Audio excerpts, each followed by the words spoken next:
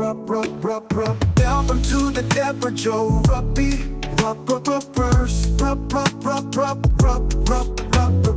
Welcome to the Debra Jo Ruppiverse.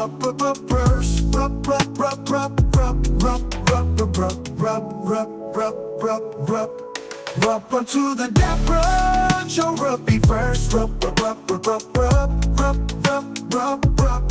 Debra Jo Rupp is everywhere. Debra Jo Rupp is everything. And that leads us to Gruff. The third thing. Just tying up with a sweet little knot because I tried to remain focused. Okay. Tie this shit up because now we're entering into 1988 in Debra Jo Rupp's career. It is actually late March 1988. The Equalizer is on. It's in its third season.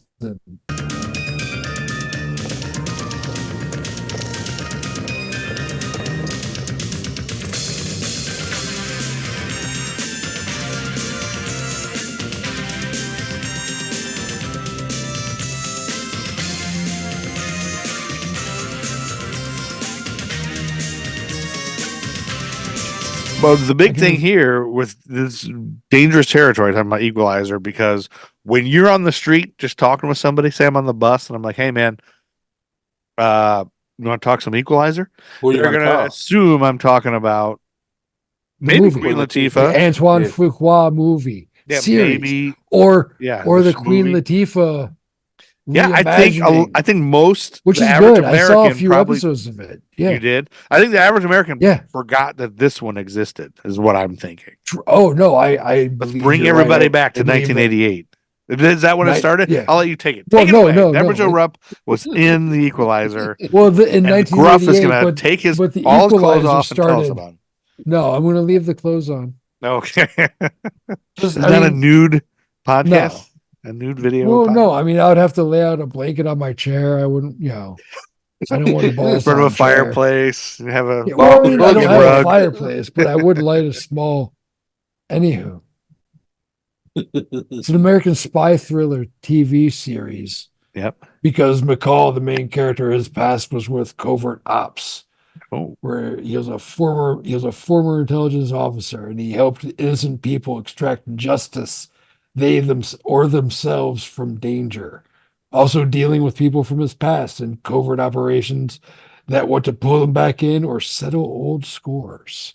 It was created by Michael Sloan and Richard Lindheim, aired on CBS from September 18th, 1985 to August 24th, 1989.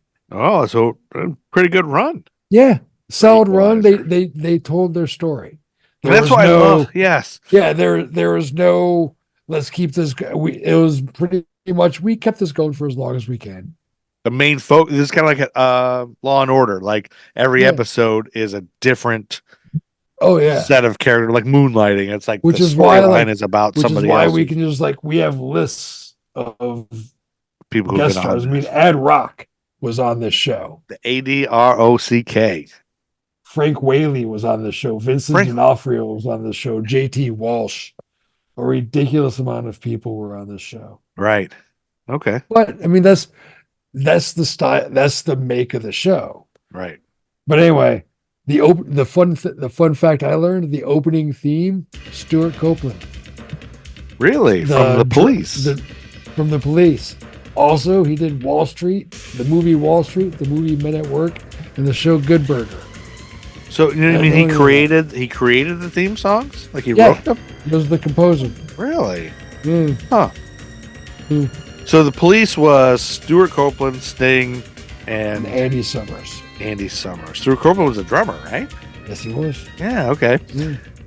Boom. I didn't know he composed TV. Neither did I. He has more than a handful under his belt. That is something we learned. Thanks to Debra Jo Rupp. Thanks to Debra Jo Rupp. And getting to the point, in 1988, March 30th, the episode Regrets Only aired. Yeah. Oh, that's the episode. That's the episode. This episode focuses on a woman who feels she's being stalked and harassed by her ex-husband, who no one believes her. She's been to the cops. Cops would love to have some evidence, but they don't. So finally, she comes across McCall. McCall at first doesn't believe her. And She's crazy. is she Debra Jo Rupp? Not at all. Oh, Not at all. not at all. Okay, No. no. Somebody else. I'm like, No. did she get that big of a role already? Okay, no. No. So far, not at she's all. a toy clerk. She's one scene for Spencer for Hire, and then okay, you're gonna get to it. Okay. So sorry. McCall says, I'm going to meet this doctor. I'm going to meet this ex of hers and talk to him. So he goes to the office, the receptionist. Marge, did Dr. Sims return my call? Not yet. Dr. Foxworth? This gentleman's been waiting to see you. Named Margaret. Yep. Debra Jo Rupp. She's the receptionist. Yeah. Debra Jo Rupp. Doctor, the receptionist for the doctor. Yeah. So encounters the doctor, decides, no, I think he's a good guy. Long story short, by the end of the episode,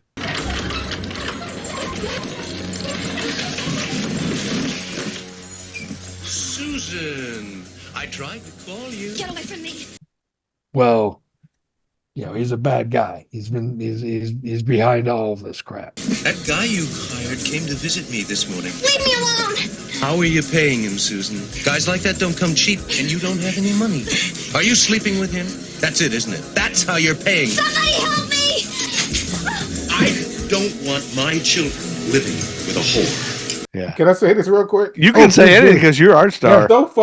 So far, then, if we were to give her a full name based on the names that we've used, her name right now would be Helen Margaret Hart. So That's right. maybe her name constantly evolves. So right? Yeah. Because even though we haven't got nowhere near it, the fact that I've mentioned that her name was Mrs. Hart on WandaVision, right. Joe and Spencer, she was Helen, and Yep. here she's Margaret. It could be Helen Margaret Hart. So when she Wait, was in is she the receptionist has the name of Margaret? Margaret, right? Yeah. Oh, you did say Marge. okay. Marge. Marge? Margaret. So That could be So- and Helen, because as we know, I think was it Mark isn't Peggy short for Margaret too? Yeah. So Peggy is if she's ever Peggy, that's part of it too. And Helen you could call that was Hell. her name. So maybe Ellie. that's what her name Ellie. was Hell. Ellen. at Ellen. Kate and Alley. We Yeah. just know the toy store clerk, She- but maybe she never maybe said her Vicky name in Lynn at the show, like when she left, they're like, "Hey, Marge, I'm going on lunch." Yeah, You yeah. don't know. We don't know She if very they well said could that be- because it wasn't said. So You know? the toy store, that's easy to connect these three. Like she could be Mhm. Helen Margaret right now. Oh yeah, because she's Equalizer's in New York. She's already in New York for Kate and Allie. Yeah. And we don't even have to give her the name Hart yet. She wouldn't have the name Hart yet because she's not No. married yet. Exactly. Because Being she married. just got it. She's just getting a divorce from got a this divorce, guy. right. She's starting over in New Starting York. over. We don't even know what her Yeah. main name is. And we can name it that. Maybe in the future we'll have a It'll name. change. that- That's what I'm that's her saying. main name. It'll Got that in constantly our- evolve. Yeah, we got Like that in our the- back pocket. We The got, we next still have three the we main did, name. she might come up with something else. People have multiple names, nicknames. Oh yeah. Code names. There's always a chance for her to join the What witness if- protection. Mary Jo Rupp is just her pseudonym for everything. Oh, Debra Jo Rupp is just You mean her- Debra Jo? Yeah, I can remember. Yeah. Who was Mary Jo Rupp? Are you a See, true who Debra Jo Rupp is fan? Are you Mary Jo a Rupp? true DJ R fan? Way to go, dumbass! Rupp. I'm Debra Jo Rupp. You Debra Jo Rupp. She's Debra Jo Rupp. He's Debra Jo Rupp. We're all fucking Debra Jo Rupp. Debra Jo Rupp is a nexus theme, y'all. History for gents. History for gents. Hear the jerk. Here comes the history, motherfucker.